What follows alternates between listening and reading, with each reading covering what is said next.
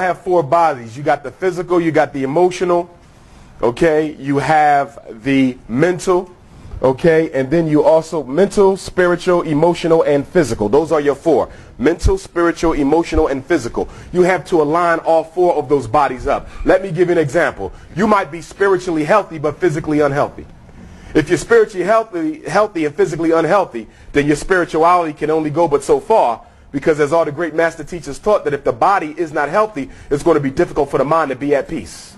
Anybody who's infected with an illness, their mind is not at peace. It's very difficult to put it at peace. So when we talk about being spiritual, you can't just live in your mind. You have to understand that there's a relationship between the spirit and the body planes. And if one of them isn't healthy, it's automatically going to affect the other. Just like if you're healthy physically, but you're not healthy spiritually. You got a lot of folk who are super athletes. They run every morning. They do their push-ups. Physically, they appear in perfect health. But what they fail to realize is that those negative thoughts that they keep on feeding themselves will crystallize into not bodily manifestations. And this is how you get folk who never had a piece of meat in their life, but they still suffer from high blood pressure. How did that happen? Okay?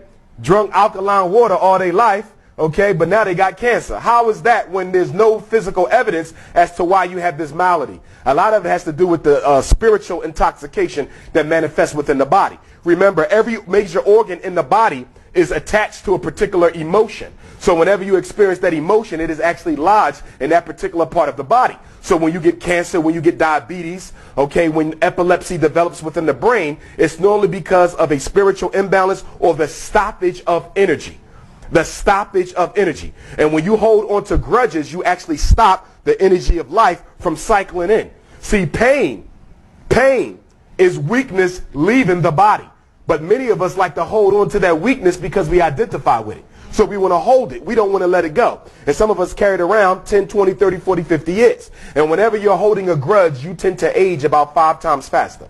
So you'll see that you'll start to look older than what you should look, because you're not only living for yourself, you're living for your unhealthy pain body as well. So you want to do an assessment of yourself. Where are you mentally?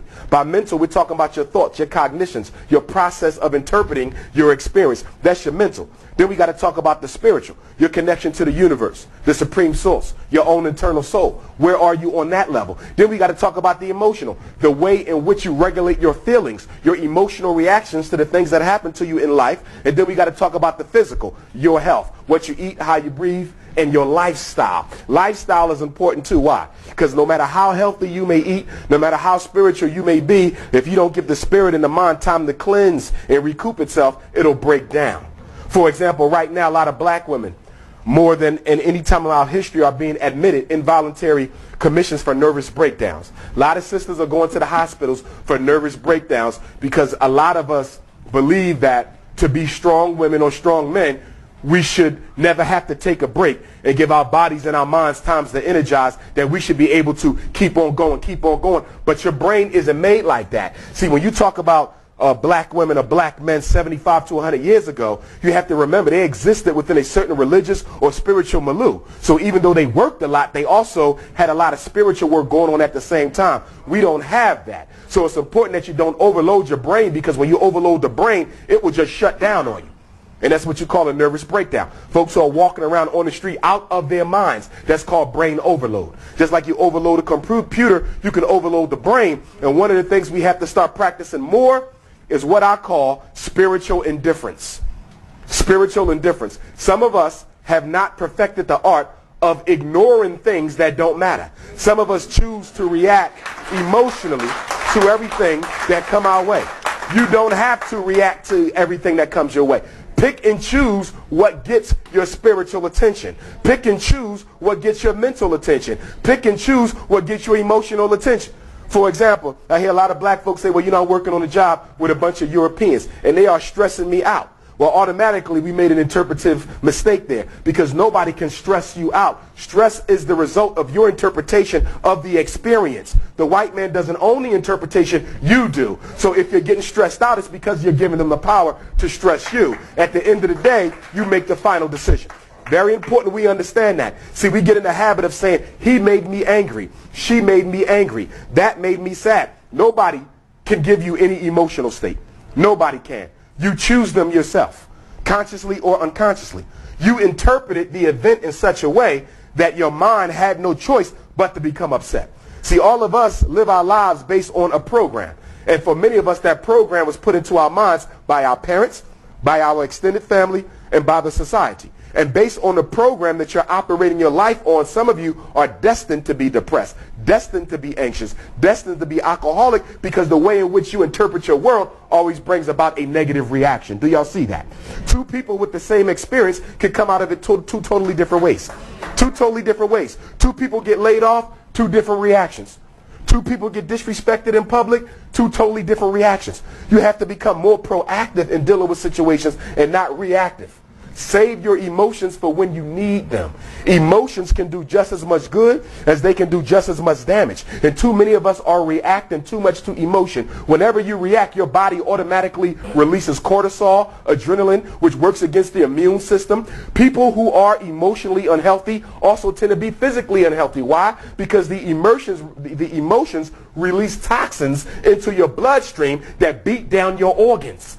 So it is almost impossible to be physically healthy and emotionally unhealthy. One is going to destroy the other. And what we need is a balance in both of them. Next slide.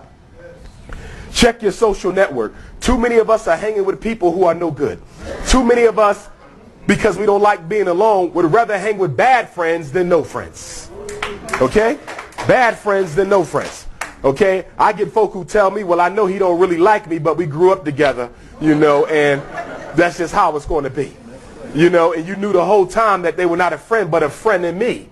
Okay? An enemy in a friend's disguise. It is better to be by yourself than to be with people who don't mean you well. Because when you're around people who you're not comfortable with, and when you're not around people who you cannot trust, your suspicion is heightened. And suspicion is a form of stress. And whenever you're always being stressed out like that, the mind begins working against itself. And it never gets to take a break. See, every organ in the body is supposed to take a break.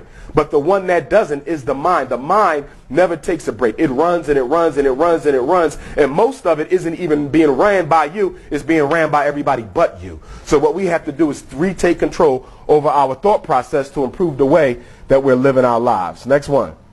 Learn to love solitude. If you can't be by yourself, you won't be able to be at peace with nobody else. And too many of us don't like being alone. We always have to have somebody else with us, whether it's a significant other, whether it's a brother, sister, girlfriend, mom, dad. I always look in therapy for folks to spend time with themselves. How much do you spend time with yourself? Well, I don't have time. No, that's a cop-out. That's the not. Why are you not spending time with yourself? And the reason we don't spend time with ourselves is because when you're by yourself, your subconscious automatically brings to consciousness all those unfinished tasks that you had in life. People you should have got rid of, goals you should have accomplished, certain objectives that you never met. And because a lot of us find it painful to analyze our lives and where we've been, we would rather shut that out. And the best way to shut off the unconscious from reminding us of our shortcomings is to get somebody else to distract us. So when you find people who just got to be busy all the time, I mean every day, every hour, they either sleep or they busy. They never at peace and by themselves. That's because there's no internal peace. And these are the type of people who do what? Rush into a relationship looking for somebody to take their mind off of themselves.